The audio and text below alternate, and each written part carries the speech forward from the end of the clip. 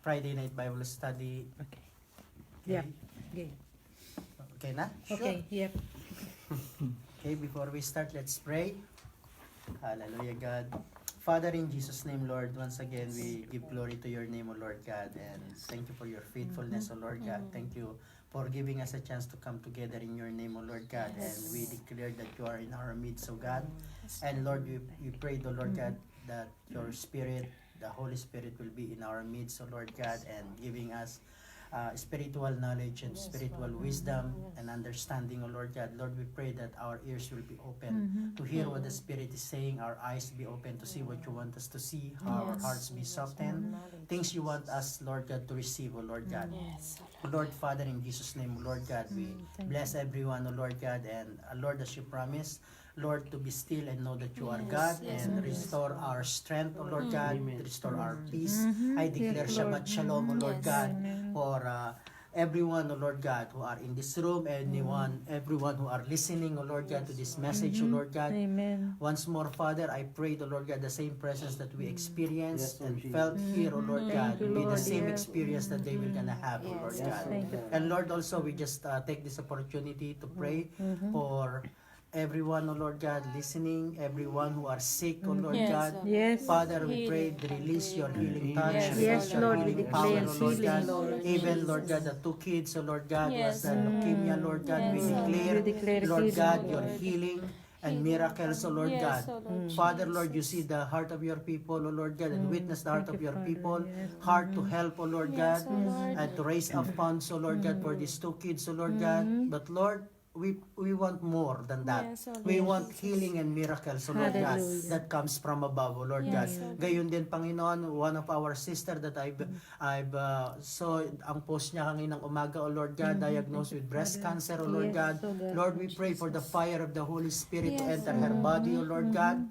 Father, consume every cancer cell, O Lord God, with the fire of the Holy Spirit, O Lord God. And Lord, we declare healing and deliverance, O Lord God, in Jesus' name.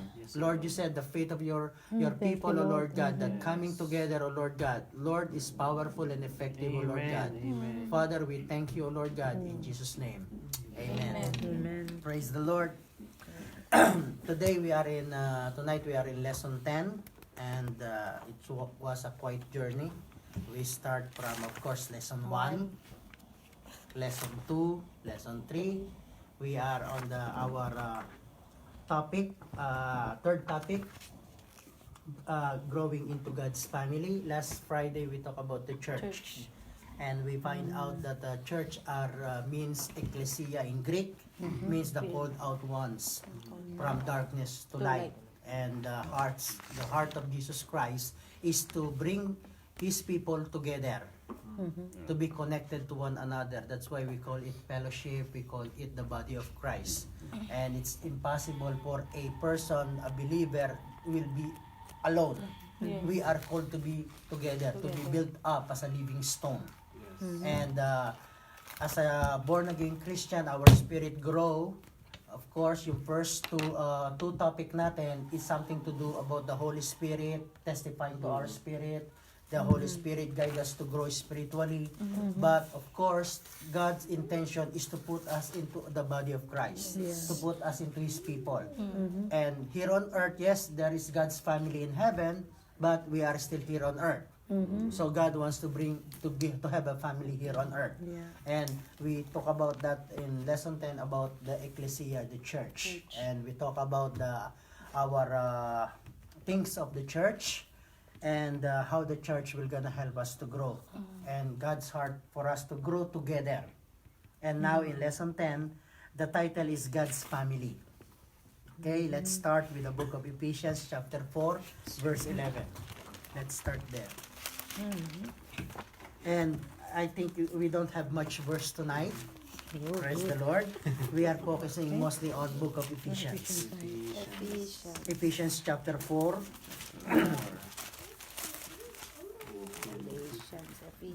Chapter 4 from verse 11.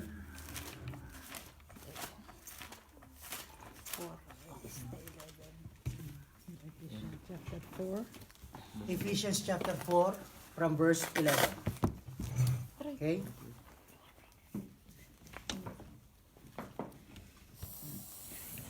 Let's start reading Ephesians chapter 4 from verse 11. So Christ himself gave the apostles, the prophets, the evangelists, the pastors, and the teachers to equip his people for the works of the service so that the body of Christ may be built up until we all reach unity in faith and in the knowledge of the Son of God and became mature, attaining the whole measure of the fullness of Christ.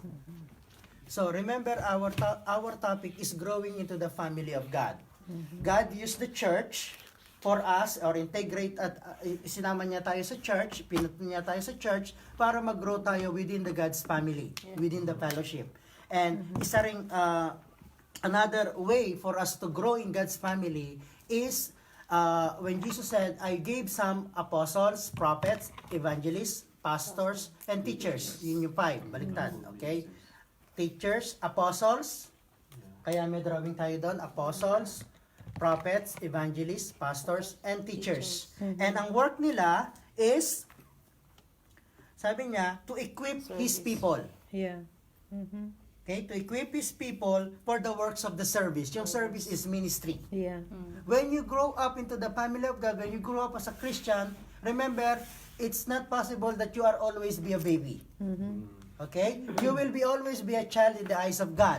Yeah. But a normal Christian, they will grow up. It has to grow up. We need to grow up. And God used this fivefold, they call it fivefold ministry in the church, in the family.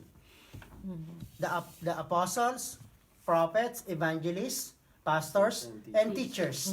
It is Jesus who gave to the church. Pinagkatiwala ng Panginoon na alagaan ng people niya nung fivefold ministry. Okay? Now, let's isa-isahin natin sila. Okay? Una is, sabi ng Panginoon, remember, is apostles, may S. Apostle. Prophets, may S. Evangelists with S. Pastors and teachers, lahat may S siya. Okay. Now, iisa-isahin natin sila. We will gonna talk about it one by one. But we will start with the teachers. Okay? Teachers, okay? Example ng fivefold ministry is a common in with Christianity na ini-illustrate nila ang fivefold ministry with a hand. Yeah. Okay? With a hand. Kaya you could easily remember. Let's start. Teachers, pastors, evangelists, prophets, apostle. Apostle, prophets, evangelists, pastors, and teachers.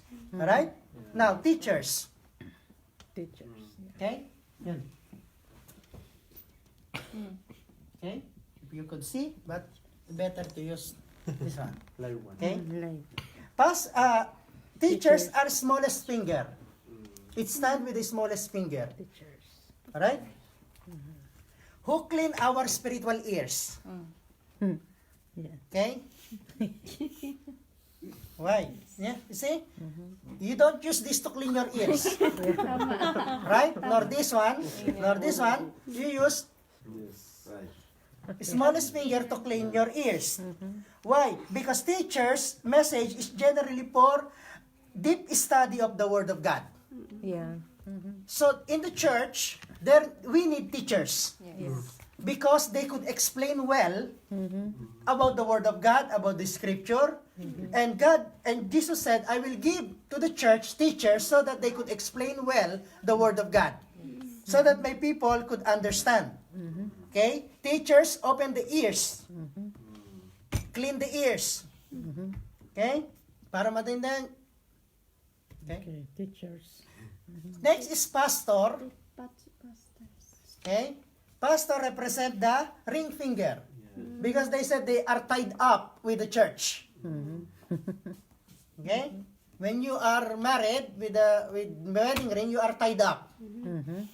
So don't do extracurricular activity. Okay? Means they are in covenant relationship to feed and take care of the flocks. Yeah. The people of God, the children of God. Okay? And their message actually is always to protect the sheep. Yeah. That's true. to take care of them, to feed them, to love them. When there are hurts, they want to heal them. Okay? Encourage them. So yun yung work ng pastors. Okay? Then, evangelist. Evangelist is the tallest one. Tallest among the finger, right? Siya yung nangunguna. Is the first one. Middle finger, tallest, longest of all, they are the one who reach out. Because sila yung is the first one. Who are reaching out to people to bring the knowledge of Christ and the salvation. They are called evangelists. Okay? Yeah. Their message always is salvation. Salvation to the lost. Yeah. This one is the prophet. Prophets. Prophets. How you call it? Index finger. Because they point and give direction to the people of God. Give direction. Prophets give direction. You go here, you don't do that. Ikaw, you have to change. Thus says the Lord. Yeah. Prophet, index finger, message about God's direction. Stop it. Amen. Go here, go there. Okay? That's the works of the prophet. That's the message of the prophet to bring direction. And then, apostle. Okay? Let's see what the apostle. Apostle is thumb finger. Okay? Tawag nila thumb finger. Remember, look, the thumb could reach every. Everywhere. Okay? But this one is very difficult to reach other. Oo nga. Tatalo-talo din sila. Okay? That's true. Right?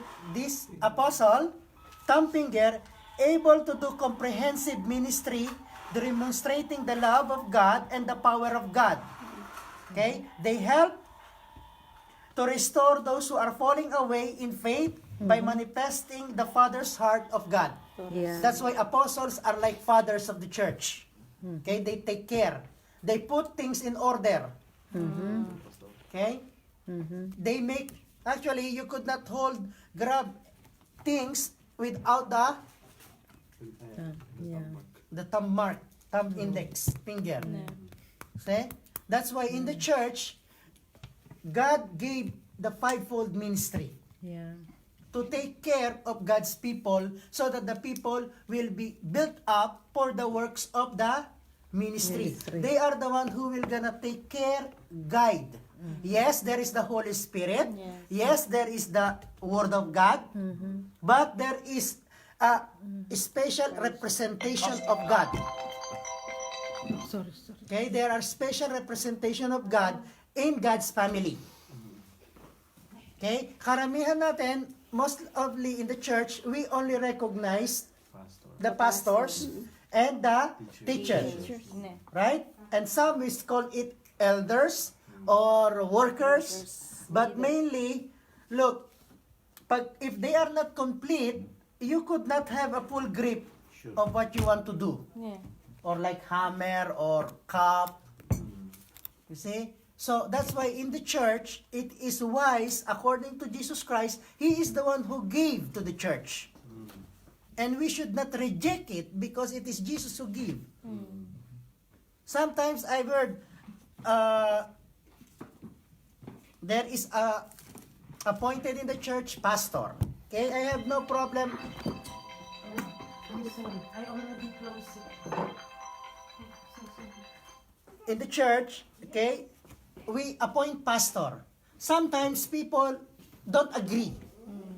If Jesus is the one who gave to the church, why should we not agree? Because it is Jesus who wants to give it. Alright? That's why some Christians don't want to submit to any pastor. A lot, not some. Thank you. Yes, Sam. They are the pastors themselves.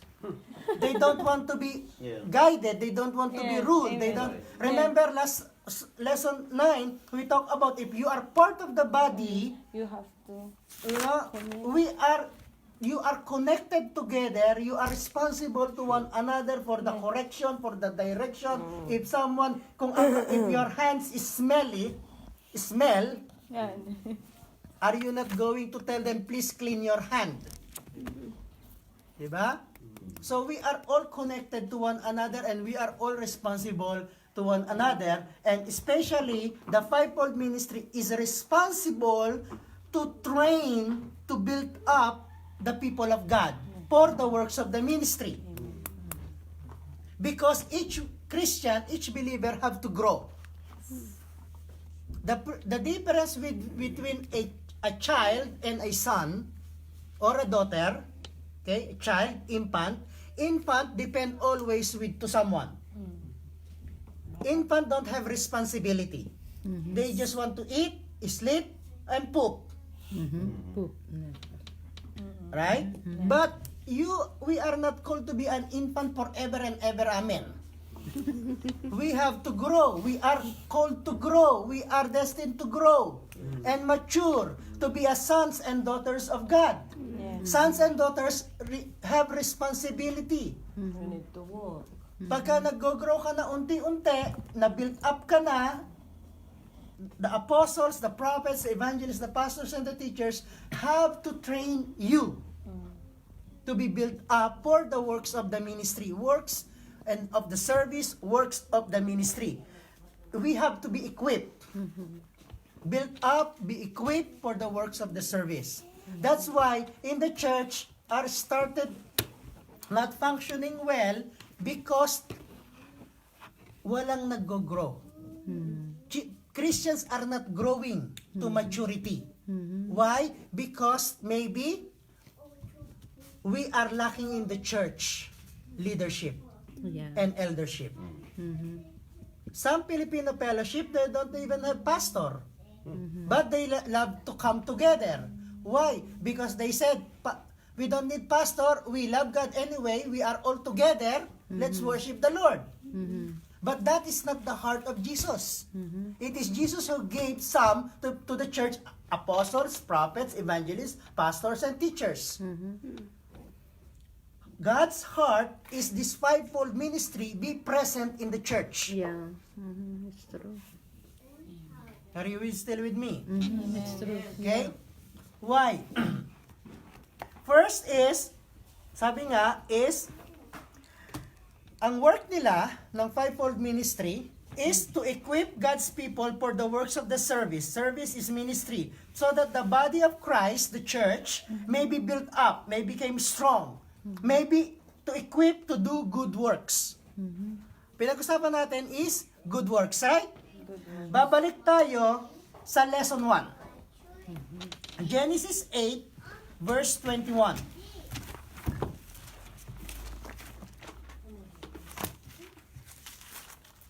In lesson 1, we talk about this verse, Genesis 8, Verse 21.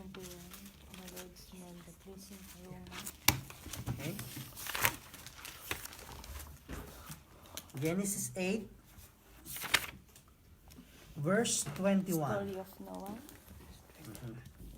It's about Noah. Yes. After they went out of the ark, Noah sacrificed to the Lord, and this is what the Lord said. Noah, the Lord smelled the pleasing aroma and said in his heart, okay? And said in his heart, sister, there is someone. Okay, the Lord smelled the pleasing aroma and said in his heart, never again I will curse the ground because of humans, even though every inclination of a human heart is evil from childhood, and never again I will destroy living creatures as I have done. Remember, going back to our first lesson, okay, Noah was in the ark, okay, and God gave him an instruction, get out of the ark, you and your wife, your sons and their wives. Yes. But Noah went out of the ark, Noah and his son, and the wife, Noah's wife, and the wives of his child, of his sons. From the beginning pa lang, pagkalilinis pa lang, God just cleansed the earth with water. Okay, destroyed everything, save only Noah and family, 18 all. But immediately Noah disobeyed God. Because God told Noah, you and your wife go out first. Second, your sons and their wives go out. But Noah went out of the ark, Noah and the wife. Noah and the son. Yeah. So na disobey ka agad ni Noah yung instruction ni God. But because of the sacrifice, excuse me, God said, every inclination of a human heart is evil, but still I will not destroy. Yeah, it's true. Evil means absence of good. Yeah. In the other word, alright? Evil is not yung wah! Okay? Yeah. Evil is absence of good. Like darkness is absence of light. Yeah. Are you with me? Amen. So, and remember, when we are not born again in the Spirit, every inclination of our human heart are evil from youth. Yes, it's true. But when we receive Jesus Christ as our Lord and Savior, Book of Ezekiel 37, God said, I will take away a heart of stone, put a new heart with you, a new spirit, but you have to transform your mind. Okay? Now, it's the same thing, evil, absence of good. The fivefold ministry work is so that, sabi niya, equip God's people for the works of the service so that the body of Christ may be built up and equipped to do good. Good. Yeah. Do good. Because still, in our mind, meron din pa rin tayong character, meron pa rin tayong attitude as a carnal man that when someone hurt you, you hurt him back. Still in our thinking, and even we are already received the Lord, still we have that in our mind. Why? Because we didn't completely transform our mind. And the fivefold ministry's work is to help us to build up, to equip us to do good. Yeah. When someone persecute you, the fivefold ministry should advise, teach the people of God, blessed are persecuted in His name, yours is the kingdom of heaven. Yeah. Not because you are persecuted, you have the chance to avenge. Or you fight back. But the work of the fivefold ministry is to change the evil thoughts to do good works. Yes. Natural person, okay? You work, you earn your money, you spend it with you. That's a normal thing. It's yeah. But the fivefold ministry, the church, the head of the church said, give to the poor, give to the needy. And you said, why should I give? I work so hard. Yeah. Amen. But their work is to equip the people of God to do good works. Not just only spiritual, always remember, we should live in balance. Yeah. Okay? Before we go on. Remember, when Jesus came, right, we are not spiritual. We are religious, not spiritual. We tried to connect with God through religion. So in short, we are not actually spiritual. We are religious because our spirit is dead before Christ came to our life. But when we received Christ, we became spiritual, become alive. We've been born again. Our spirits reborn. Are you with me? So we became a spiritual being. And some actually became too spiritual that they forget that they are living still in the natural. There is Yan. yan. Okay? So they are always spiritual. They forget actually to breathe. Yeah. So Jesus Christ is spiritual, chose to become man, physical. And we, physical, wants to become spiritual. There is no problem being spiritual. We are going there in heaven anyway. All spiritual things are there. But we should live our life on earth in balance. And the works of the fivefold ministry is to bring balance Yeah. to our heart, to our mind, to our action. That's why God gave, Jesus gave to the church apostles, prophets, evangelists, pastors, and teachers. Okay? Second thing that they do, okay, is in Ephesians 13 and 14, actually yung una nating binasa is that is also in the book of Ephesians. Ephesians 14. Yes, so Brother Yani. Yes, sir. Okay. Ephesians. Okay. Ephesians chapter 4 pa din. 13:14 po. Yes.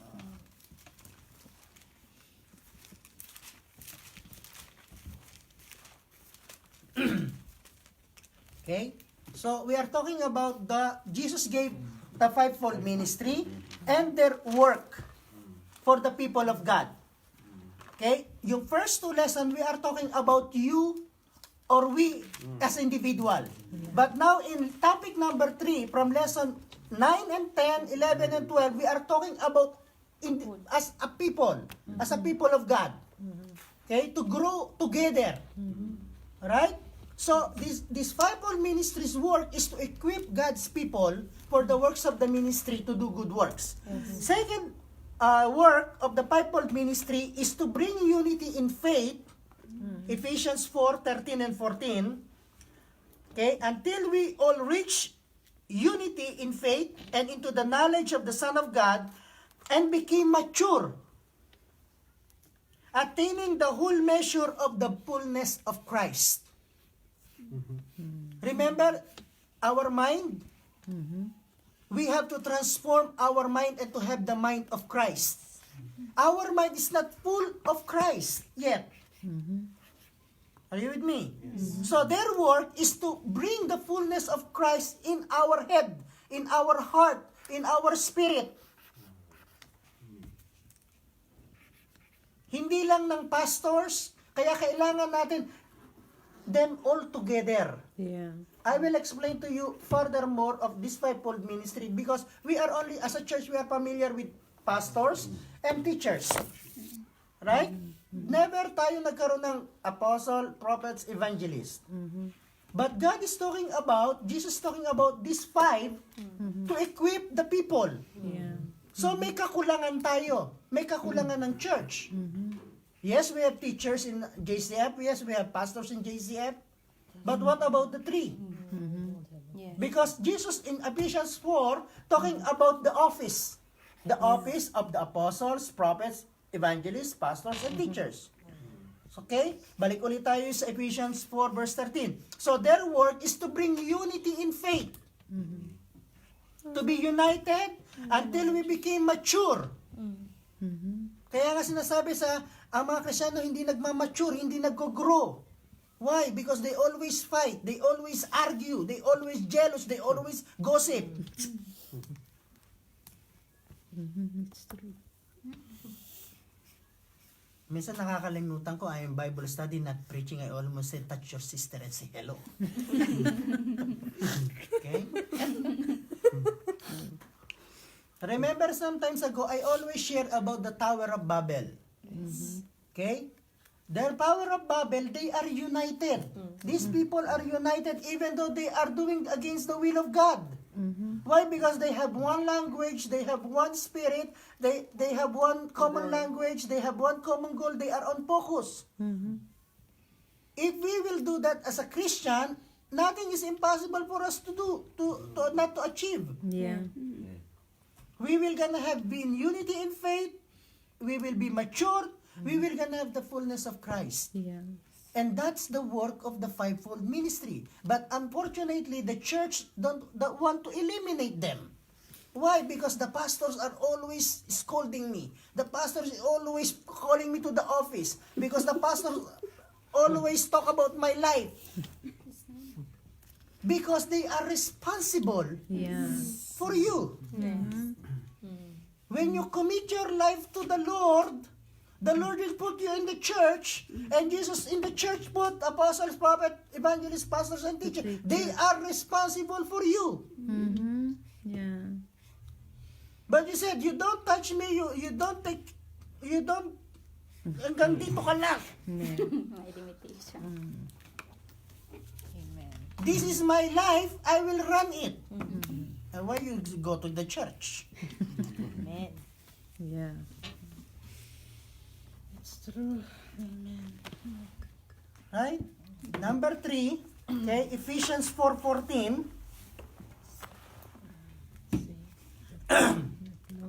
He said, attaining the full measure of the fullness of Christ, verse 14, then we will no longer be infants. Infants is a baby. Baby only think of himself. Baby always think about eating. Okay? Eating, sleeping, pooing, Yeah. okay, crying. Yeah.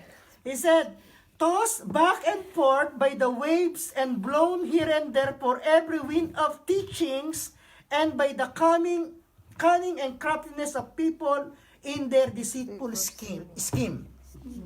Okay?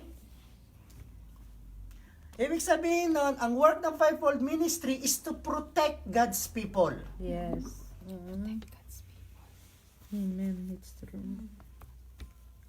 He said, when you are infants, you just put everything to your mouth.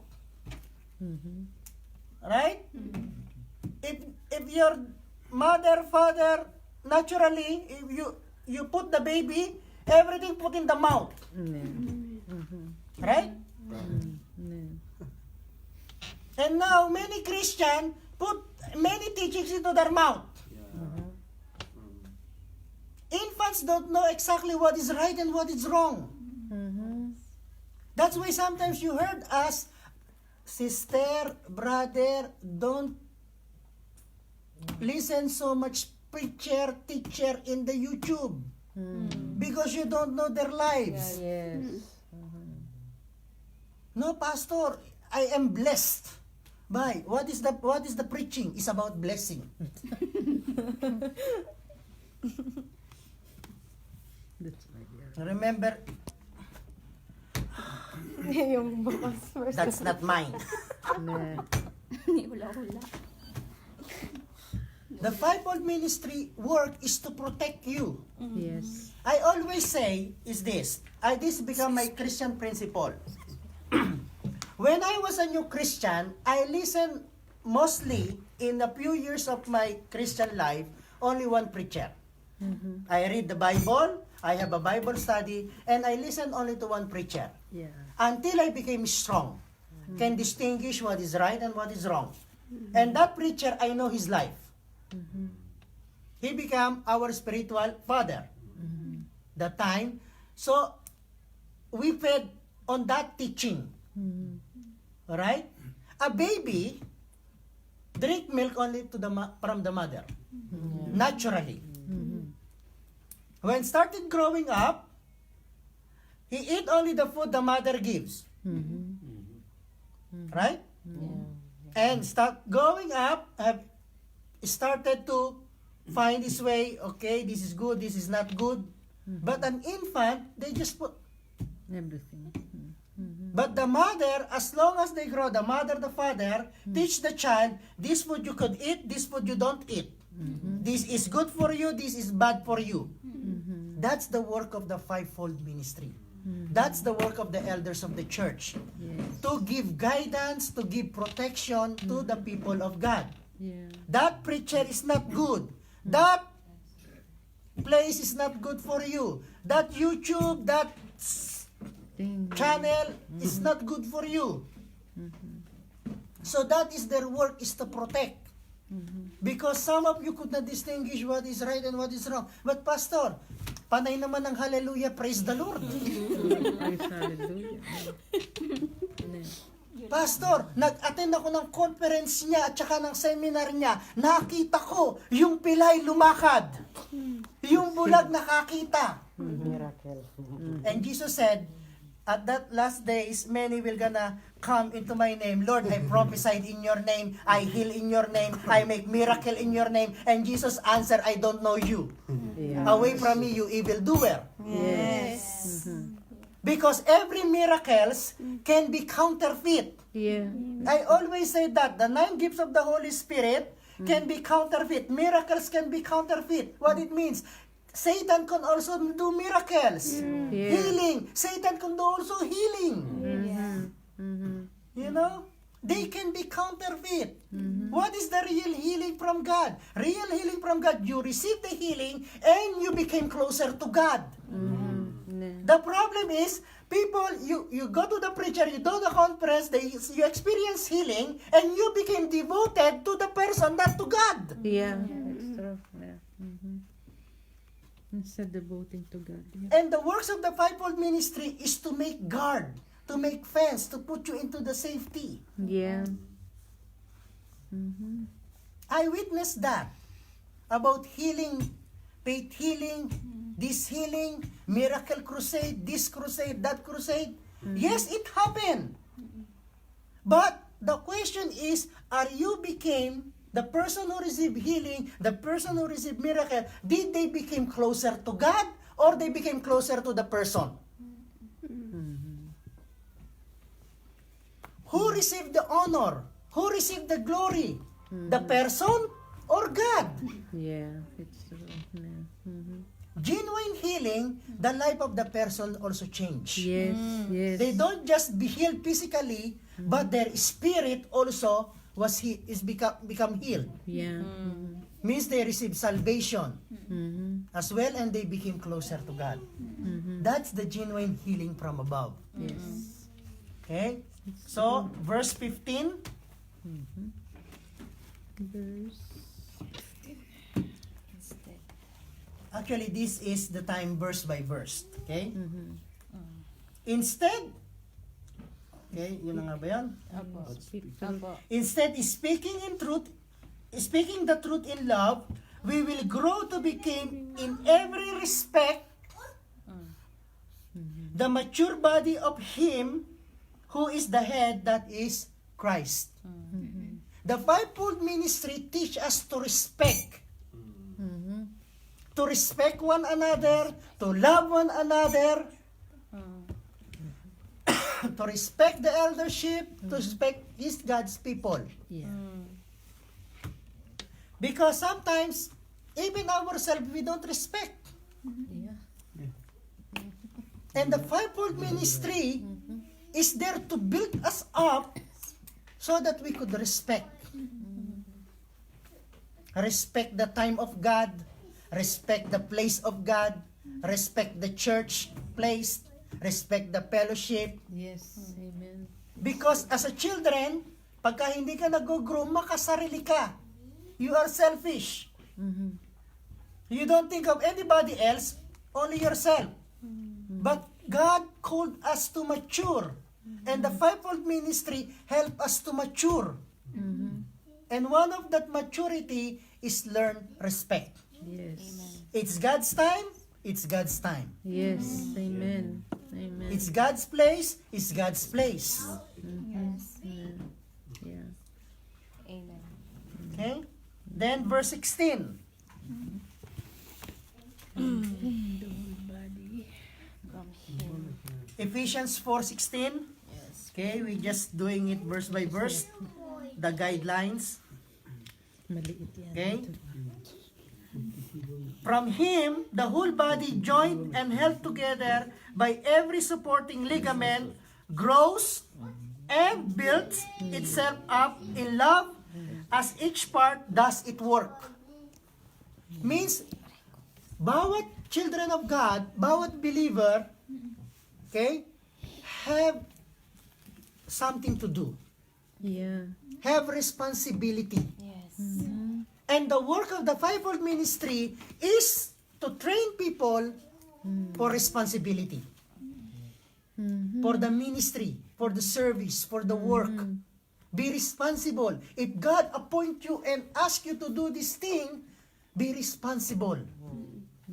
Sometimes, the church, as a function, as an institution, okay, will not work only because pastors are there, elders are there, workers are there.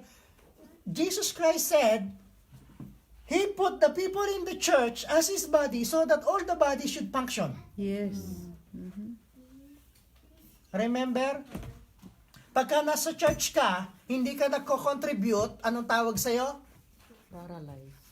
Parasite. Parasite. Parasite. Ne. Koto. In short, ikaw lang ang kuha ng kuha, you don't contribute. Yes. Ne. Koto. The body is asking you, do this. The head called you to do this. Be responsible to it. And you don't want to move. You don't follow what is the head. Okay? But since you are not connected anymore, I call it you are a cancer. Wala na. Because you don't follow what the head is saying. Yeah. The head is giving you responsibility. The head is giving you the talents and giftings so that you could be used in the body of Christ. Yes. But you don't want to be used. You want to use God, but you don't want to be used by God. Yes. You are not contributing in the body of Christ. So you are a cancer in the body of Christ. You are a parasite in the body of Christ. Because you are just taking the energy, taking the effort, taking the time, Taking this, taking that. taking all the attention. In the end, he will give everything. Ne. Everything na. Ne. See? And that's why the body of Christ or the fivefold ministry actually is the same thing. The work of them is also to teach, rebuke,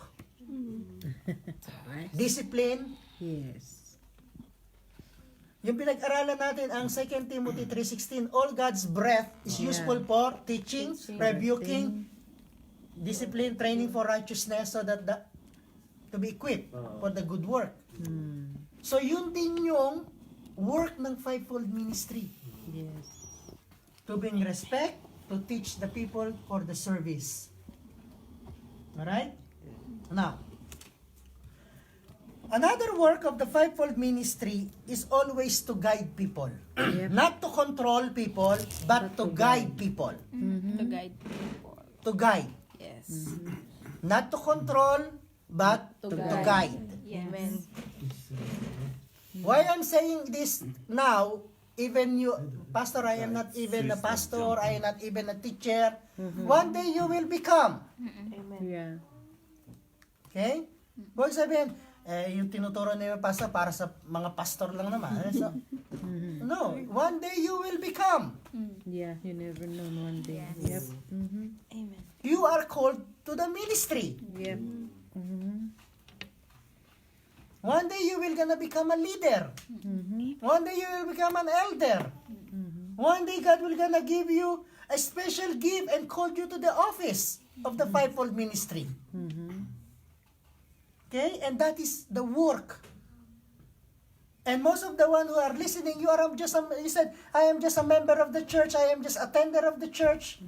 So, and actually, it's better for you to listen. So that you understand the work of the fivefold ministry. So that you will understand the works of the elders, the works of the pastors, the works of the teachers. Diba? Now,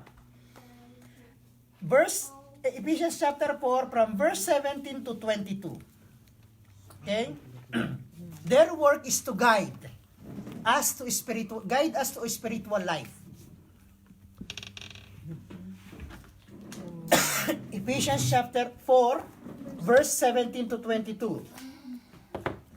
So I tell you this and insist on it in the Lord. Okay? He said, I'm not just telling it to you, I am insisting it to you. That you must no longer live as a Gentile, do in the futility of your thinking. They are darkened in their understanding, separated from the life of God, because of the ignorance that is in them due to the hardening of their hearts. Callous heart. Having lost all sensitivity means capacity to feel. They have given themselves over to sensuality. Sensuality means carnal or fleshly. So as to indulge in every kind of purity, they are full of greed. That, however, is not the way of life you learn. When you heard about Christ and were taught in Him in accordance with the truth that is in Jesus, you were taught. Tinuruan tayo with regard to your former way of life, our past. To put off the old self, which is being corrupted by its deceitful desires, makasarili, to be made new in the attitude of your mind. Means change yung attitude natin ng mind natin, the way we think. We have to change. Yes. And to put on the new selves, created to be like God in true righteousness and holiness. So, there are times na ginagay tayo ng fivefold ministry to remind us, don't do that. Yes. That is carnal. That is not spiritual. You should not do that way, or talk that way, or dress that way, or act that way, because you are already give your life to the Lord. You are a believer. Be transformed. Be changed. Yes. Amen. Yep. So, the work of the fivefold ministry is to guide, not to control. To guide you and remind you that action that you are doing have to be changed. But karamihan ng Christian ayaw na napagsasabihan. They don't want to be corrected. Yes. Eh, ba't ka pa nagbabasa ng Bible? Why you are still in the church if you don't want to be corrected? Yeah, it's true. Why you called as pastor if you don't want to be corrected? Amen. Responsibility has been given to the fivefold ministry to guide you spiritually.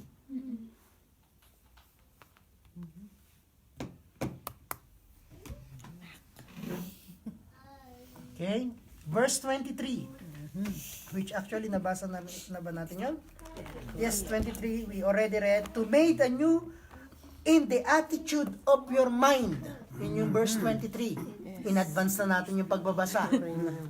Because our mind, when we are not in the Lord, now tell me, brother, how old are you when you receive the Lord? Ano na ko, 11 years na ako basta. 11 years. So how old are you, brother? Of the record. 17 years old po. 17 years old. Then you are 11 years In Christian. Christian. 17 years, the attitude of your mind has been built up by the world. 11 years compared to 11 years being a Christian. Still, the years are not balanced. Yeah. So still, there is still a need of renewing of mind, renewing of attitude, renewing of thinking. Still far. Yeah, it's true. It's true. And the fivefold ministry, there are ways na ginagawa mo na hindi pa rin kaaya-aya sa Panginoon. Why? Because that is your habit. Habit of thinking. Habit of doing. And that, the fivefold ministry have to guide you. And sometimes, guiding, correcting, and sometimes mamasamain natin. This is my life. Don't interfere. Yeah. Have nothing to do with it. Don't enter. It's enough. Some Christians said, it's enough I go to church. It's enough I attend the service. It's enough I give my offering. But I'm telling you, it's not enough. Yeah. Yeah. We need to be transformed into the fullness of Christ. We need to grow and mature in Christ. Church helps. Fivefold ministry helps. To be mature, to grow. Okay? Attitude. Verse 25.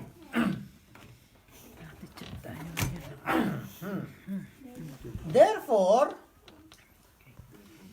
each of you must put off falsehood and speak truthfully to your neighbor, for we are all members of one body. Okay? Doon muna tayo sa verse 25. Speak truthfully. Surely not clear and The way we talk has to change. Yeah. Speak the truth. Don't exaggerate. Sometimes they exaggerate.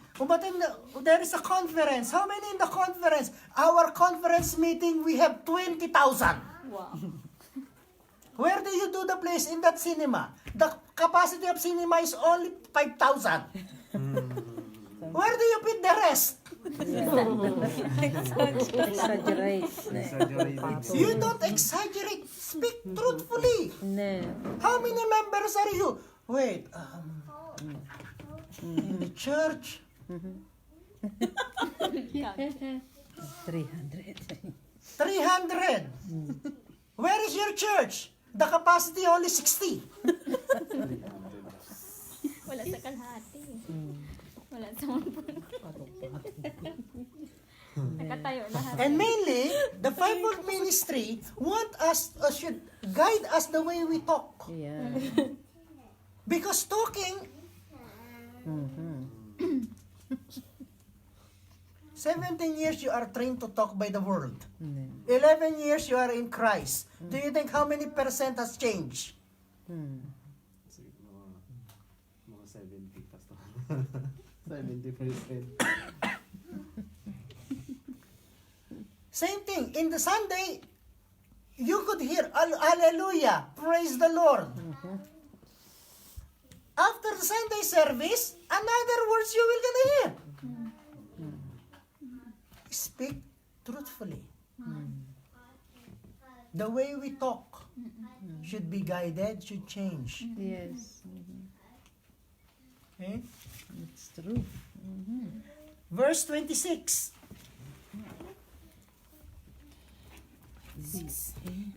In your anger, Do not sin. do not sin. Yes. Do not let down the sun. Do not let the sun go down while you are still angry. And do not give the devil a foothold.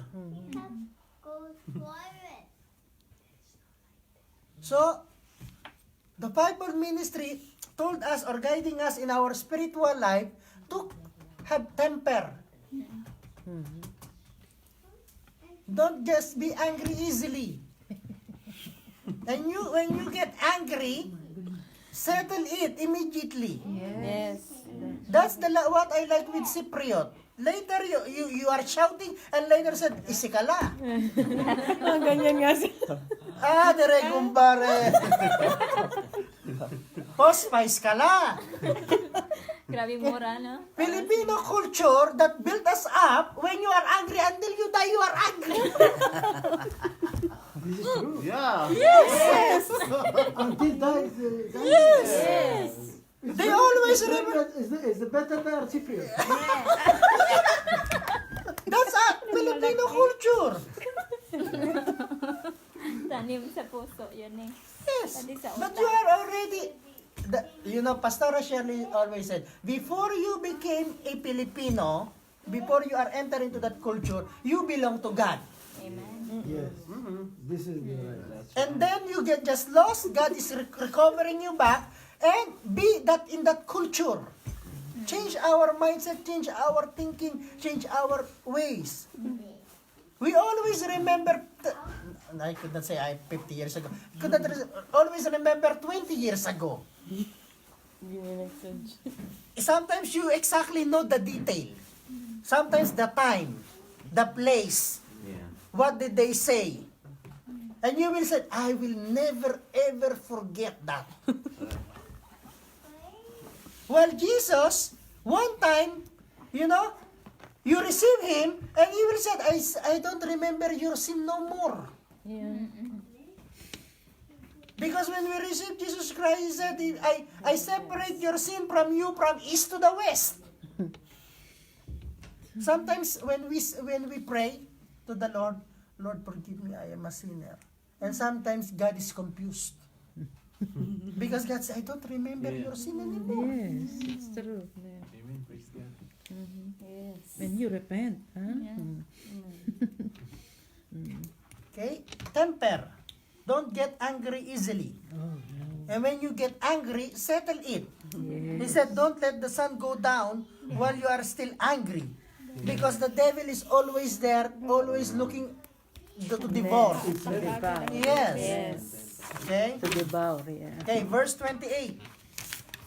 It's really like bodyguards. He said, anyone who has been stealing No Ah. longer. must steal no longer, but must work and doing something useful with their hands, that they may have something to share with those in need. In short, be useful for the kingdom of God. Yes. Okay? It's talk about actually the fivefold ministry wants to guide, Jesus wants the fivefold ministry to guide you with our action. Guide us with our action.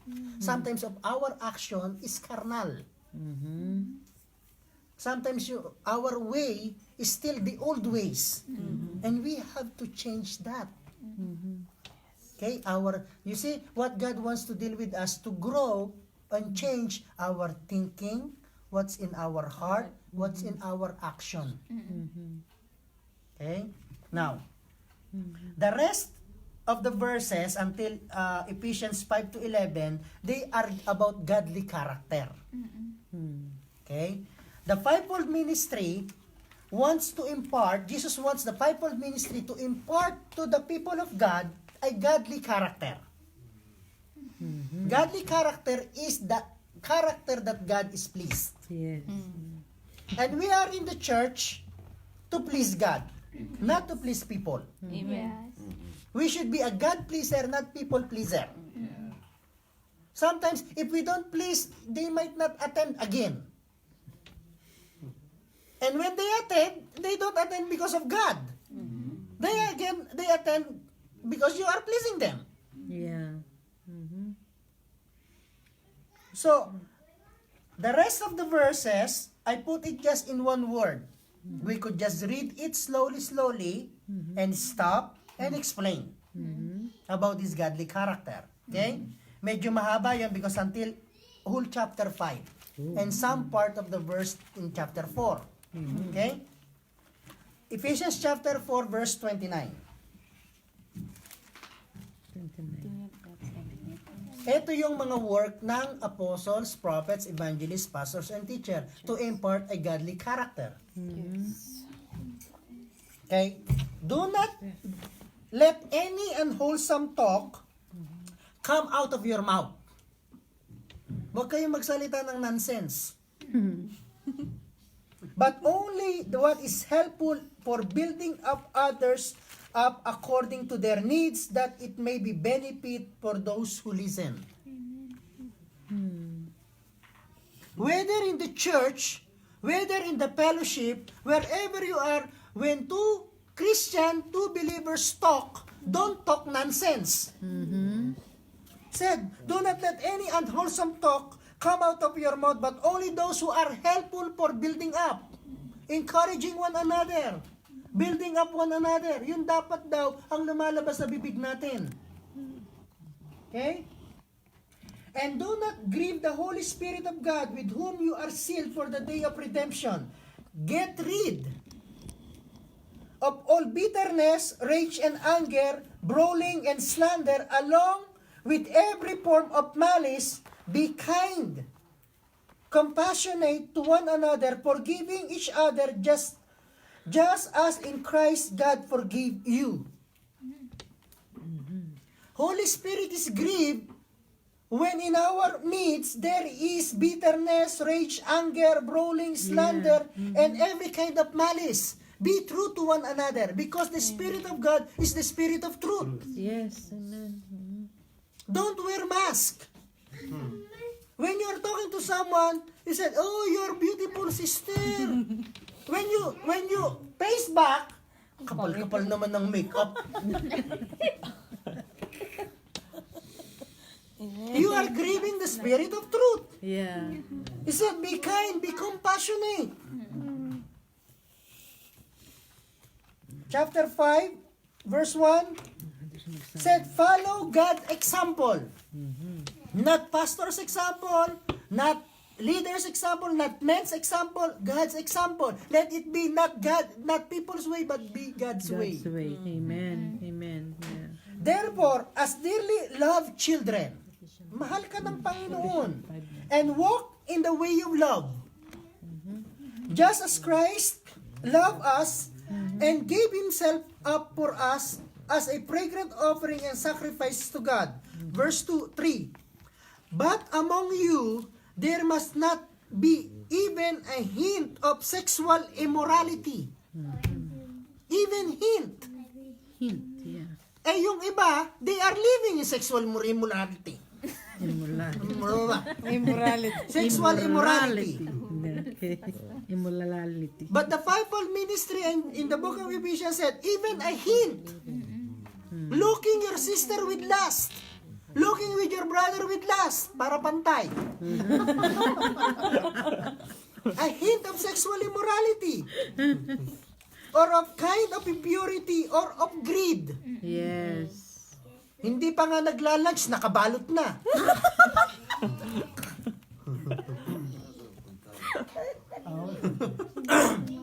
Mga makasarili.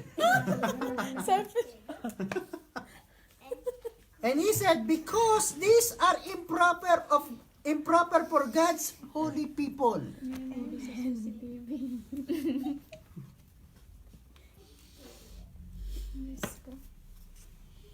Until now, the problem of the church is sexual immorality. And Paul said, even a hint, even yung kapiraso lang, Yeah. even you think lang. He said, avoid it, don't do it. Yes.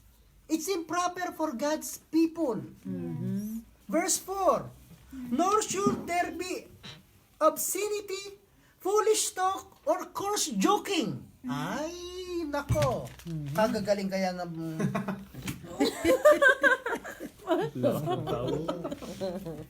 Joke dito, joke doon, joke pa more. Nor should be obscenity, foolish talk, or coarse joking which are out of place. Huwag niyo sabihin, Pastor, tama-tama ang place naman. Sakto lang. But rather, thanksgiving. For of this you can be sure, no immoral, no impure or greedy person, such person is an idolater, has any inheritance or any place into the kingdom of God or in the kingdom of Christ of God. Verse 6, let no one deceive you with empty words. For because of such thing, God's wrath comes on those who are disobedient. Napalayas Brad dahil sa disobedient. Kaya don't tell me in the church everyone is welcome. If you are disobedient, not following the way of God, why stay? Tell me, if someone comes here and act as a wolf, try to eat the sheep, are you not going to kill the wolf? Amen. Yeah. I lock the door. And we are gracious. We don't kill the wolf. We just tell him to go away. Mabait pa rin eh. You are still kind. Okay? Verse 6, again, let no one deceive you with empty word, but because of such thing God's wrath comes on those who are disobedient. Therefore, do not be partner with them. Do not yoke with them. Do not partner with them. If you know what they are doing is wrong, Don't, yes. Amen. why partner with them? Why mix yourself to them? If they don't listen in the correction, don't mix with them. Otherwise, pati kayo madadamay. For you were once darkness, but now you are light in the Lord. Live as a children of light. For the fruit of the light consists in all goodness, righteousness, and truth. And find out what pleases the Lord. As a children of God, our goal is to please God. Find out what pleases the Lord. Tinuro ko na siya ng 2 parts sa inyo. Yes. What pleases the Lord? Right? Review that. Verse 11. Have nothing to do with fruitless deeds of darkness, but rather expose them. Children of light, work is to expose what's hidden in darkness. Mhm. Are you with me? Yes. And you are a children of light. Pag may nalalaman ka, sekreto ko na lang muna. God is asking you, you are a children of light, may nalalaman ka, expose the deeds of darkness. Ang kapatid mo may ginagawang extracurricular activity, be the light, be the guide. Yes. Amen. Mhm. But pastor, nangako ako eh. Hindi ko daw ipagsasabi. Mawawalan siya ng tiwala sa akin. Yan mo na. Yeah, mawawalan ka ng tiwala sa kanya, but you can save his soul and you can Yes. save yours. It's true. Yeah. Damay-damay ba yun? Yes, Brad, you are responsible for that. Mhm. Parang Knowing what is right and doing nothing is a sin. Yes, it's true. Parang may alam si Brad. Knowing Knowing what is right and you You do don't do it. nothing is also a So sin. sin. Yes. Means compromising. Sin. Means Analogy işte içine snitsi. nag-interpret mo na sin. Translation time. Sa hansan Hansan, sorry. Okay? Sin, Hansan. Verse 11 said, expose the deeds of darkness as a light. Right? Jesus Christ said, in the book of Matthew, you are the light of the world. The work of light is to expose things hidden in darkness. And if you know something is hidden in darkness and you don't use that light to expose, there is something wrong with you. Oh. Mga brother. Now, like example, ang ilaw in Tagalog, Kuya Sama, it's more, I could express more. Ang ilaw na walang iniilawan, anong ginagawa? ano po? Ang ilaw na walang iniilawan, anong ginagawa? Circuit mesh riska. Wala. Mutin mesh. No sense po. Ano yung Çevzel uğrak lise peri ak mutin mesh burcan tatlıs. Wala. Ano gagawin mo sa ilaw na walang iniilawan? sayang na. Pinapatay!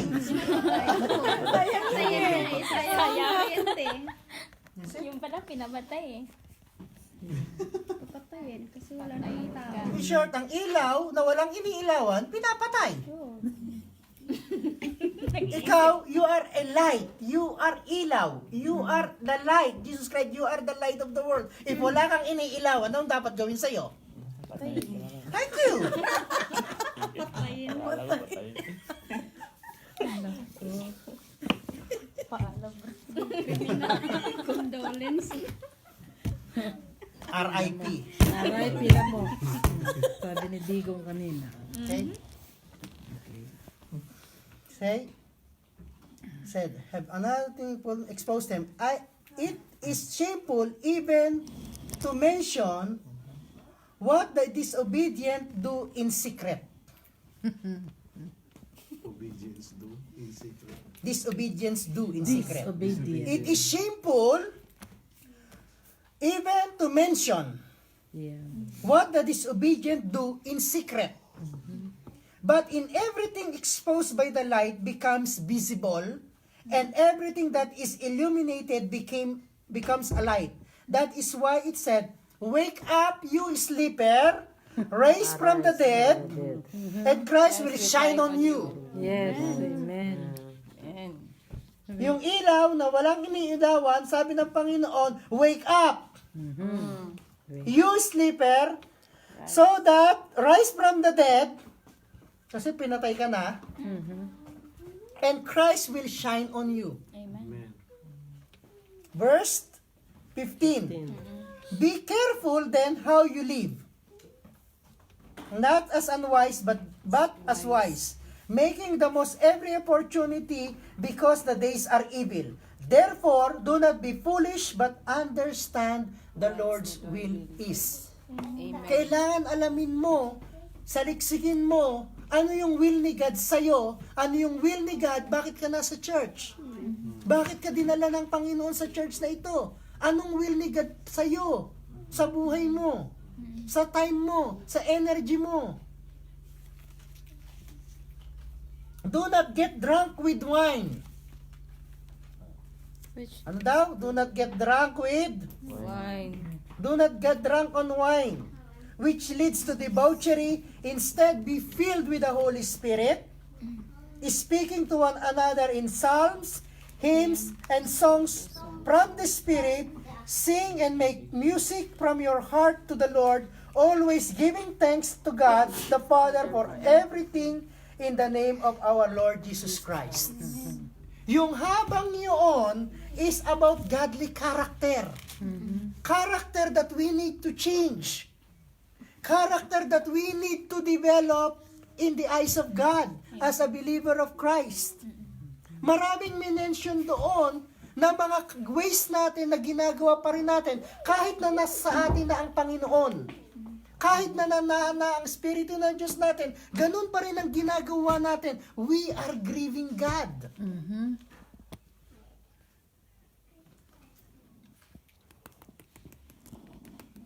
Now, when we reject the correction of the fivefold ministry, we will never grow. Yeah, it's true.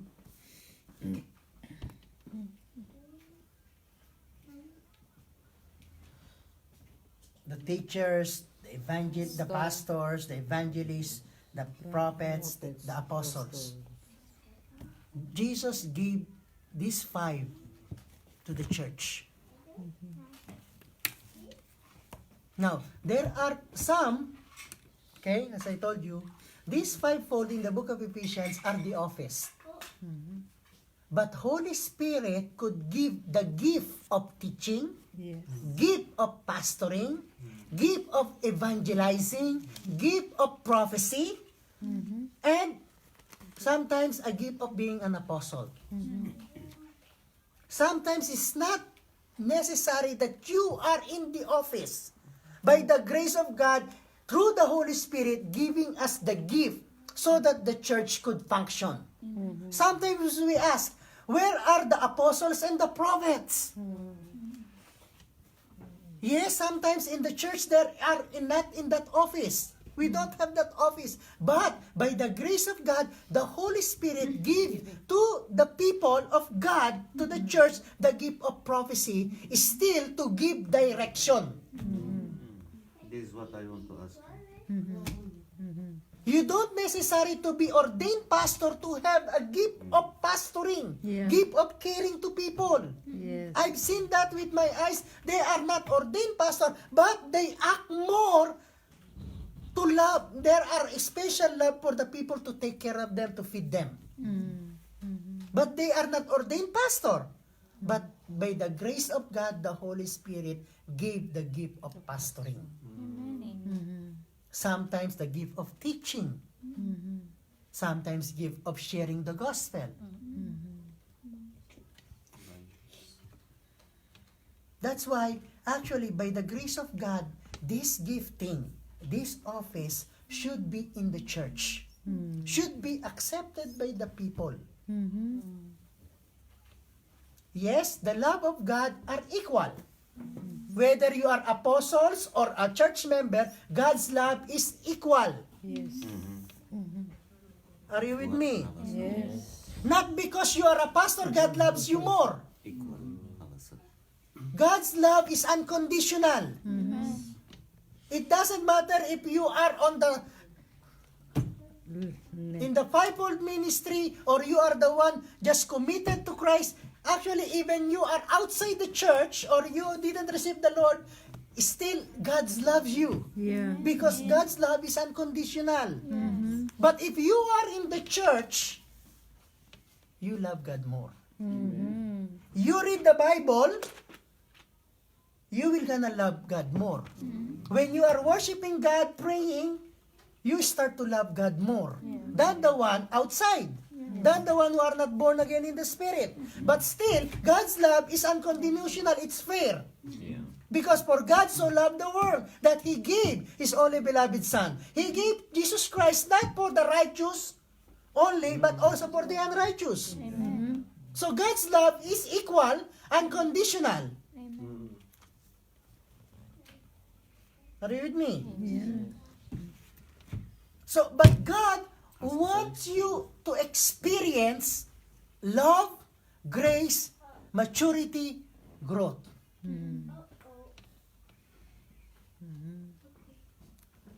Kailangan the church,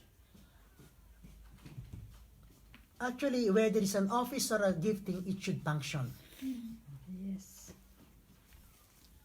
And the people in the church, members, children of God, believer, you receive already Christ, learn how to commit and give yourself fully to the church. Yes. Christ is the head of the church. He gave some to be apostles, prophets, evangelists, pastors, and teachers to equip God's people, to guide God's people, to protect God's people, to feed God's people, to correct God's people, to discipline God's people. But some problem is that God's people don't want to be ruled by anybody, Yeah. don't want to submit to anybody. I will submit only to God Himself. But unfortunately, we are part of the body. Okay? It's Jesus who will decide where part are you.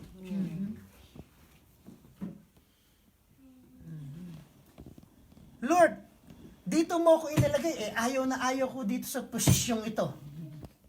God knows better than you are. Amen. God sometimes call you, God put you into the music ministry. Be faithful. Do your best to work into that ministry. Learn into that ministry. Now, another thing to clarify. When God called you, okay, whether as a pastor, whether as a teacher, whether as an evangelist, a prophets, apostles, elders, ministry workers, when God put you into that place, it doesn't mean you are 100% perfect. Sure. Yeah. God put you into that position so that God will gonna teach you and train you. Yes. Amen. Example is David. David, when he was 16 or teenager, let's say, 16, 17, 18, as a teenager that time, or 15, Samuel went to the house of Jesse. And because God said, in the house of Jesse, you will gonna find and anoint the next king after Saul. Because Saul disobeyed me. Okay? So, Jesse called the sons. Line up. Samuel looked, the eldest, the second, the third, the fourth. And Samuel said, surely this is the man God will gonna choose to be king. Because he is built up. Yeah. And God said, do not look at the appearance. God looks at the heart. Yes. Right? And then Samuel saw all the sons, and God didn't say anything. He said no. And Samuel asked, do you have another son? I have the youngest one there in the field. Call. We will not sit down. Actually, he said that. We will not sit down until he comes. Yeah. When we say field, it's field. And the one who calls maybe ride the horse or donkey. Yeah. That time. So they came. And Samuel saw a young boy. And he said, I anoint you to be the king of Israel. And the God said, because Yeah. this is the one I choose. Yeah. Yeah. He has no idea what is to be a king. He's a shepherd. Yes. He's in the field. Yes. King lives in the palace. Yeah. He sleeps with the sheep. King sleeps in... It's true. Yes. Then he became part of the Saul's army. Saul died. He became the king of Israel. But during the time he is a king, God is teaching him how to be a king. Amen. Yeah. When God ordain you and put you as a pastor, you're starting up your ordination, God is teaching you to be a pastor. Amen. God called you to be a teacher. God will train teach you and train you to be a teacher. Not immediately I called you because you are already graduate as a teacher. Amen. That's the problem in the Philippines. Where are you going? I go to the theological school. Why? I want to be a pastor. You will not be ordained as a pastor in some denomination unless you have theological certificate or doctorate or MHD. Oh, what do you call it? PhD. David don't have. Yeah. You will not be ordained as a pastor unless you graduate in the Bible school. Yeah. In the Philippines. When you graduate in the Bible school, because you finish that course, you will gonna inherit the title pastor whether you are called or not by God. Because you study. Yeah. Amen. Amen. Amen. Amen, baby. Amen, baby. What we are saying, when God called you to the ministry, the moment you said, yes, Lord, I'm here. Amen, I'm here, ready to do your will, Yes. God will gonna anoint you, and the Bible said the anointing God gave you, you don't need anybody to teach you. What it means, sometimes God, some people interpret it wrongly. Wrongly, yes. Means the anointing will testify to your spirit that God really called you. Yes. Yeah. And the anointing itself, the anointing is the Holy Spirit, Yeah. will guide you, teach you about the ministry God called you. Yes. Kaya, sister, when God told you, I called you to be a teacher, you don't bother whether you are graduate or not yet. But it's wise to read the Bible. It is wise to be learned by the Spirit. Because the Spirit will gonna teach you, guide you for the works of the ministry. Yes. And God going to give you a pastor, a teacher, maybe evangelists, apostles, or prophets or apostle to train you more. Yes. When God train you also, it's include not only theological knowledge. When God train you, there is the discipline. Yes. There is rebuke. God will gonna crush you so that He could build you up. Yes. Amen. It's true. It is in the prophecy in the book of Jeremiah at the Father's house. A lump sum of clay. God needs to break it and reshape it so that it will be used for His glory. Yeah. Paul says the same thing. Everything I learned, I consider it rubbish. Actually, so that God could put things inside more revelation. You don't go to God, you are already full. Yes. No more place for God. Yeah. Not because you already ordained as a pastor, you know everything. That's not possible. It's true. Yeah. There are times and there are situations also, before you became ordained as a pastor, you are already doing the work of the pastor. Yeah. Because God gave you already the gift of pastoring. Yes. Just to put into balance the God's people and the elders of the church. Okay? Now, advice. 2 Timothy 2:2.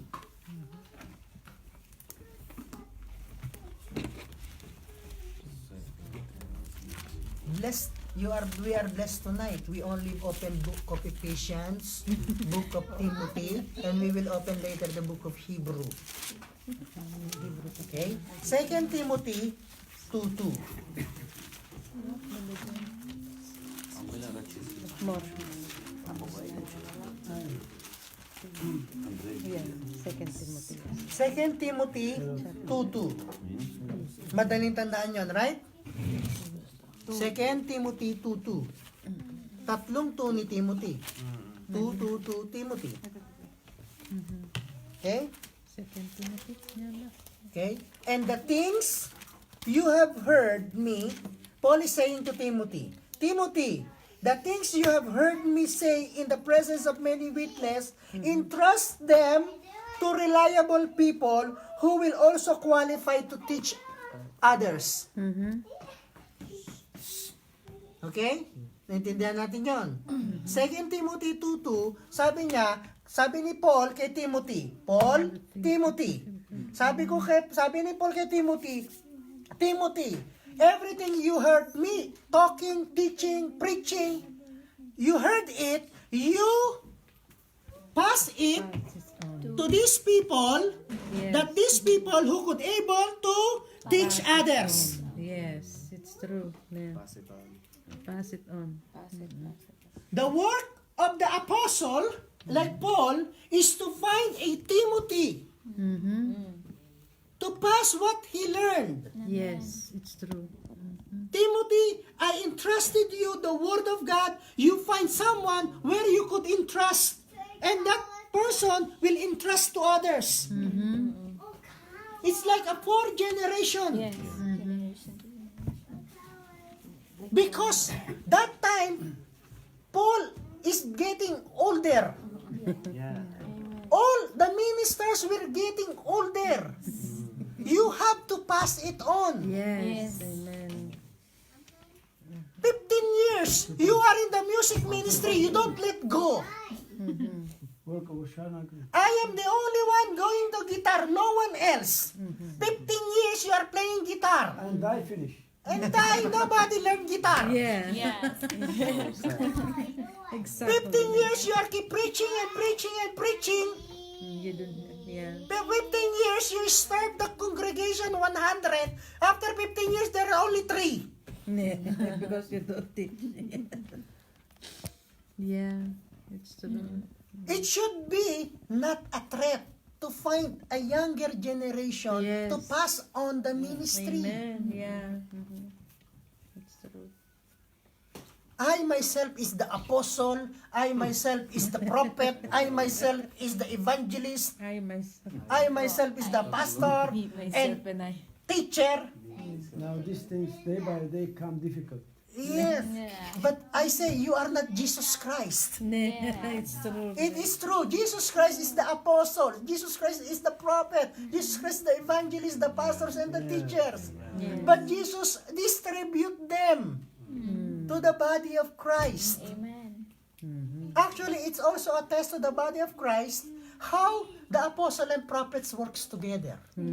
How the evangelists and pastors work together. How the teacher can work with the pastor. Sometimes they get jealous to one another. They forget their main goal is about the kingdom of God, equipping the people. But they have all different giftings, should work together. Eldership should be united. We are praying unity for the church. If the elders of the church are not united, how do you expect the people? Yeah. What? It's true. Okay, 2 Timothy 2:2. Now, Hebrews 13 verse 7. Now, this is for the church. For the church people. Hebrews 13 verse 7.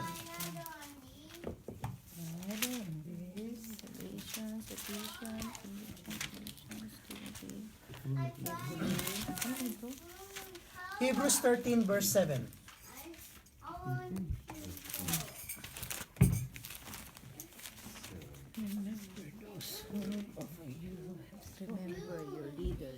Remember your leaders who spoke the word of God to you.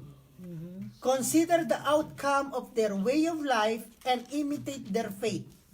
Jesus Christ is the same yesterday, today, and forever. Remember your leaders who spoke the word of God to you. Consider the outcome of their way of life and imitate their faith. Always remember your leaders. They sacrificed. Yes, in some churches, sadly speaking, some of our sisters experience a bad leader. But life has to go on. Pray to God. Lord, I want a leader who will gonna guide me, lead me, feed me. Yes. Some Christians have spiritual hunger. Yeah. They are not fed very well.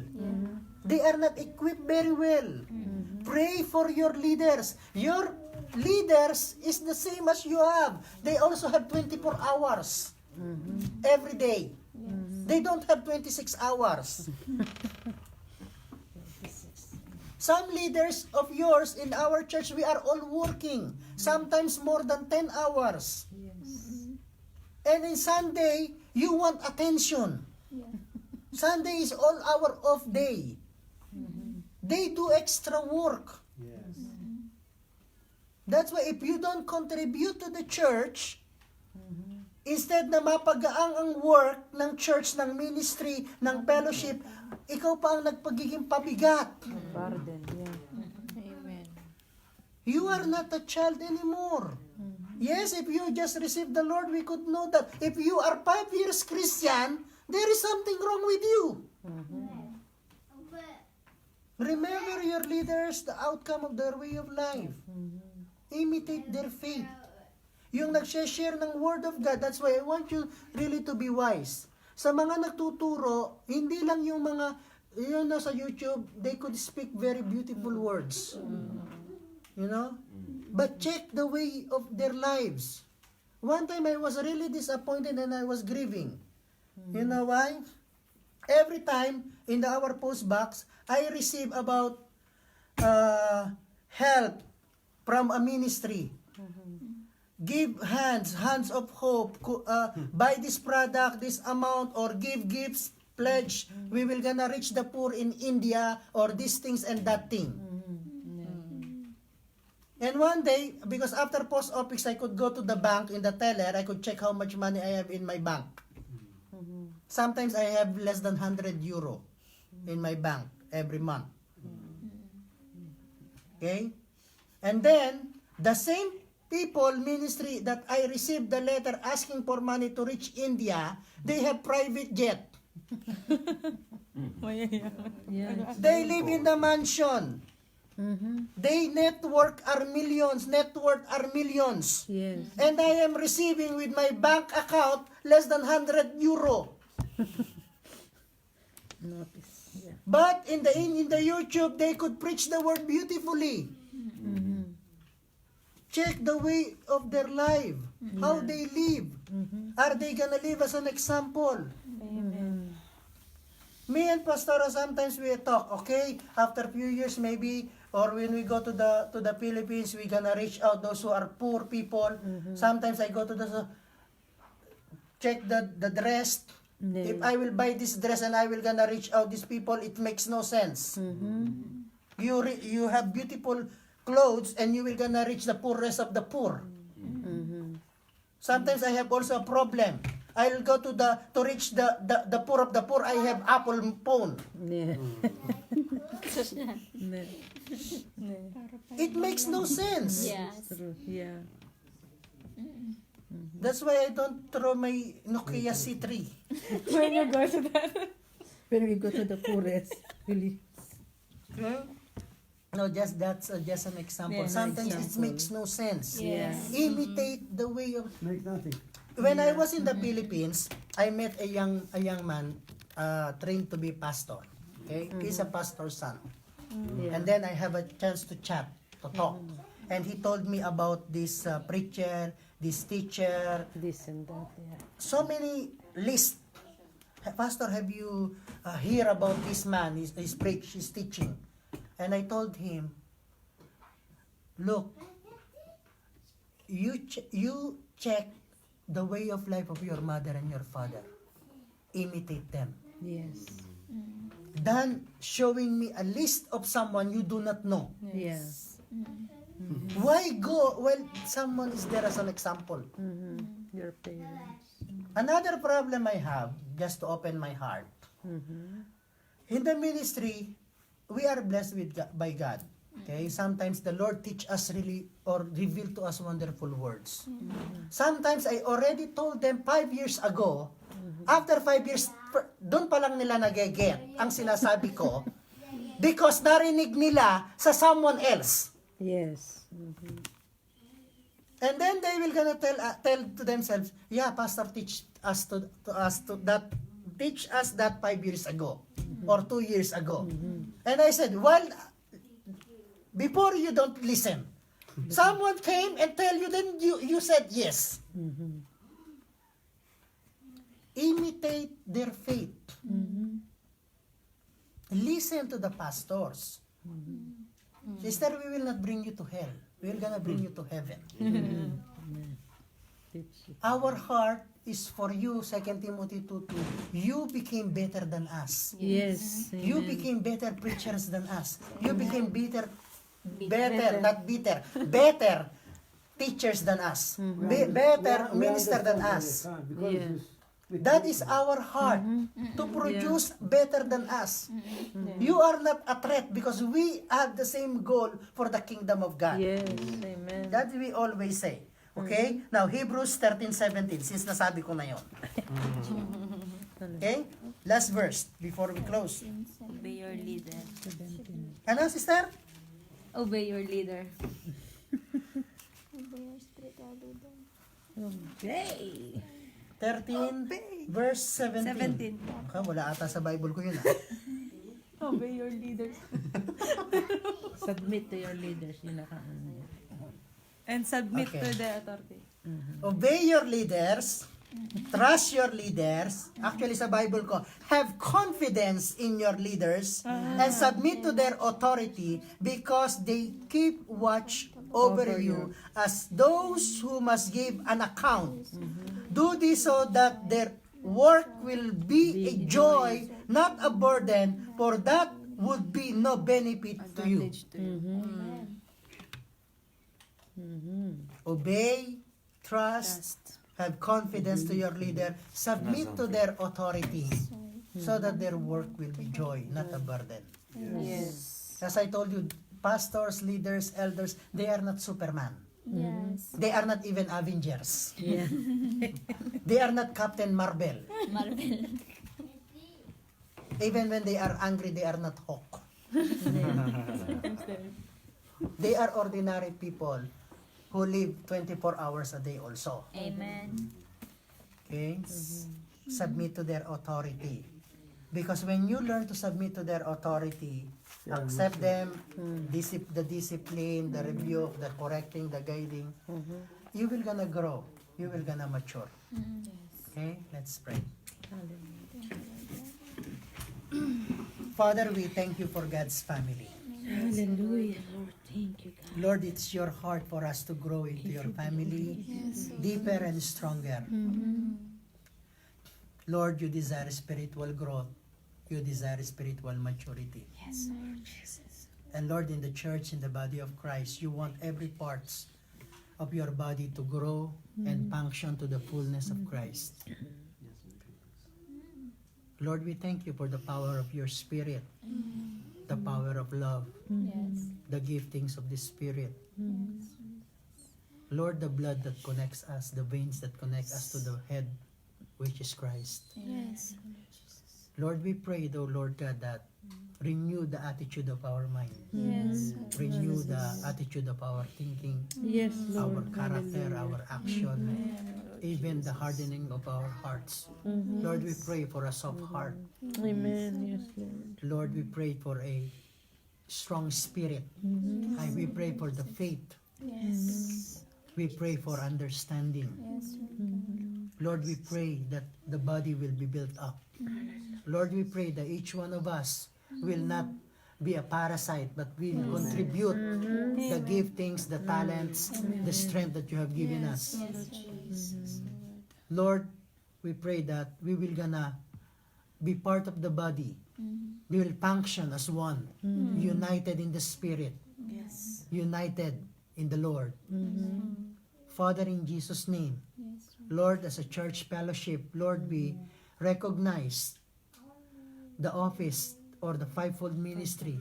We recognize Yes, the Lord. apostles. Hallelujah. We recognize the prophets. Yes, oh God. We recognize the Hallelujah. evangelists. We recognize the pastors. We recognize the teachers. Yes. And Lord, we pray through the power of your Spirit, by the grace of God, Lord, pour out the giftings, the Yes. giftings of the teachers, Yes. the Yes, O Lord. giftings pastor, giftings of evangelists, giftings of the prophecies, giftings of the apostles, O Lord God. Yes. Father, in Jesus' name, pour it out, Lord, until we come to the fullness of Christ. Yes, O Lord. Lord, that each one will gonna function Hallelujah. well, rightly, correctly, according to your will and plan. Lord, we Amen. pray for a godly character Amen. for each one of us. Amen. That, Lord, we will be, yes, Lord, we will be joyful, but at the same time, we will be serious in the Yes. kingdom of God. Yes. Yes, we will be joyful and happy, but at the same time, Father, in Jesus' name, Lord, serious in serving you. Yes, O Lord. Yes, Lord. Lord, you desire for us to walk in the light, to walk in love, to walk joyfully. Amen. Yes, Lord. But at the same time, you commanded us to be serious with you. Amen. Father, in Jesus' name, Lord, we bless the church. Yes, Lord. We bless the fellowship.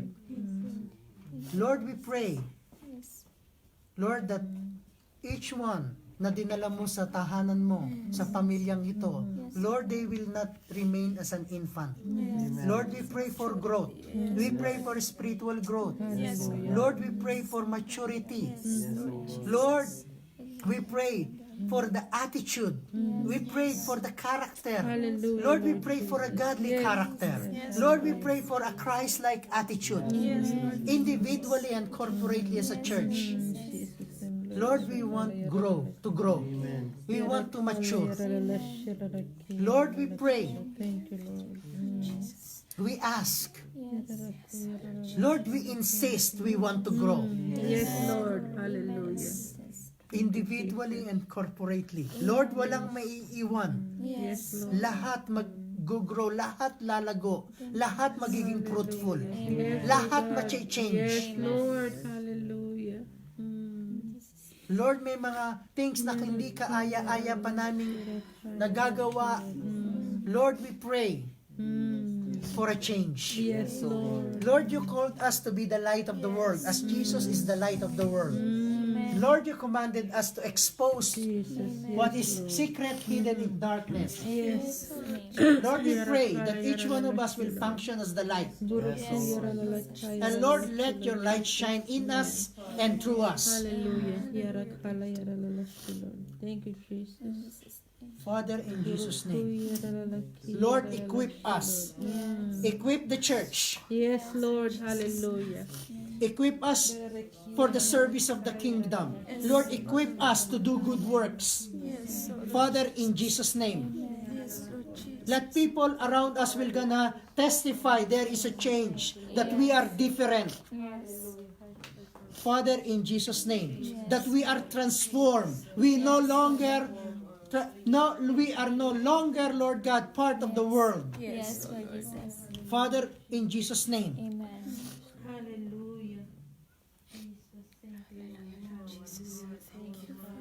Lord, strengthening God's family, strengthening this family.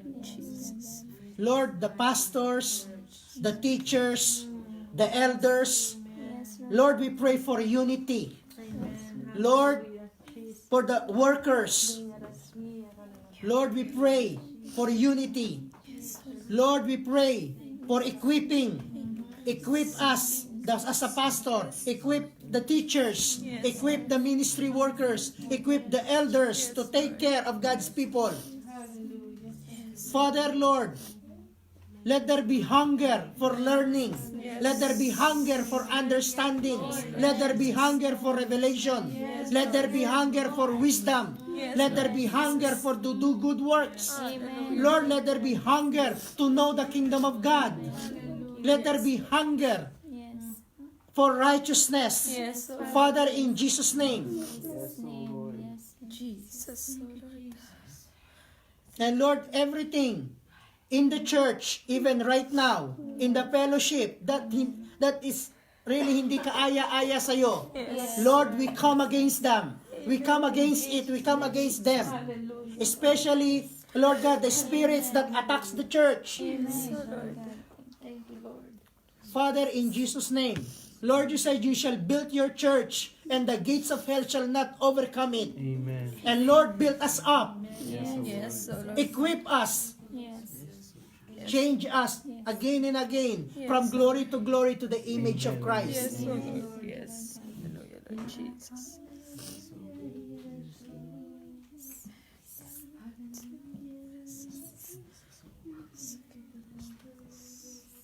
Lord, release the spirit of unity among the body. Lord, I pray, release the spirit of submission among the body. Amen, oh Lord. Jesus. Lord, as you submit to the Father, Yes. Lord, let your people learn submission. Let your people, Lord, learn respect. Yes, Lord God. Thank you. Yes, Lord. Yes, oh Jesus. Let your people learn to love. Yes, Lord Jesus. Father, in Jesus' name, Amen.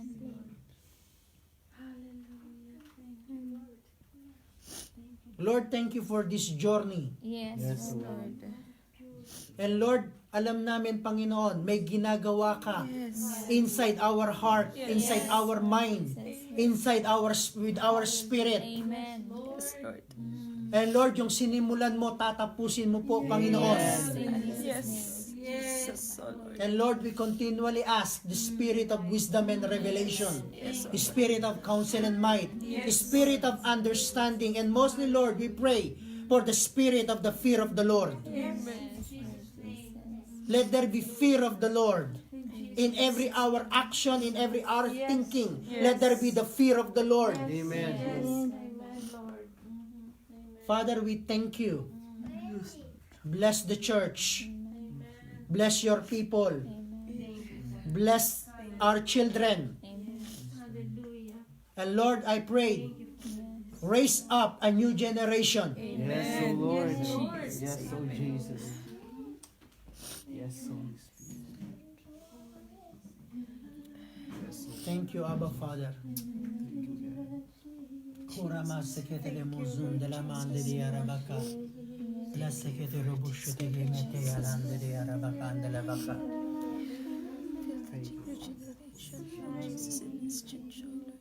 And Lord, I pray for our pastors, for our coordinators, for our elders who sacrifice Yes, oh their Jesus. time to serve your people, to care for your people. Lord, let there be an appreciation from above. Amen. Lord, bless them. Lord, bless them with strength. Bless them with patience. Bless them with understanding.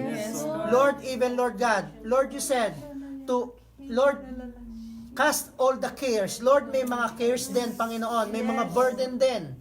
May mga problem din kinakaharap ang aming mga pastors, elders, coordinators, O Lord God, and leaders. Lord, we pray for them and we bless them. Amen. Lord, I pray for them that you will gonna open heaven, O Lord God. And even, Lord, I pray for an extraordinary blessing, unexpected blessing to them, to their children, to their family, O Lord God. Lord, we honor our teachers, O God. Those who learn the Bible, or those who share the Bible to your people, O Lord God. Lord, we bless them, O Lord God. Lord, we honor them. We honor our pastors, O Lord God. Lord, we give them double honor, O Lord God. Especially those who are preaching the word, teaching the word, O Lord God. Lord, we pray more revelation to them. They are caring for your people. They are loving your people. And sometimes, Lord God, they've been, Lord, back talk, oh Lord God. Sometimes they've been gossip, oh Lord God, against them. Lord, you promise there will be no weapons formed against them shall prosper, oh Lord God. Lord, sometimes they are persecuted because of you, oh Lord God, because they are caring for people, because they are rebuking your people. Father, I pray every words that been spoken against them will not prosper, oh Lord God. In Jesus' name, oh Lord. As you said, Lord God, in 1 Peter 3:16, O Lord God, that their conscience are clear when they correct, when they rebuke, when they're disciplined. They do it because of the kingdom of God. Because they care, because they love your people. Yes, Lord. Thank you. Jesus. Father, we bless them. We bless our pastors. Yes, oh Jesus. We bless our teachers. We bless our ministry workers. Amen, O Lord. Father, we bless them all. We bless your people who desire to grow, Yes. who wants to mature. Yes. Father, in Jesus' name, Amen. Yes, oh God. bless everyone in the family, oh God. Amen. In Jesus' name we pray. Amen. Amen.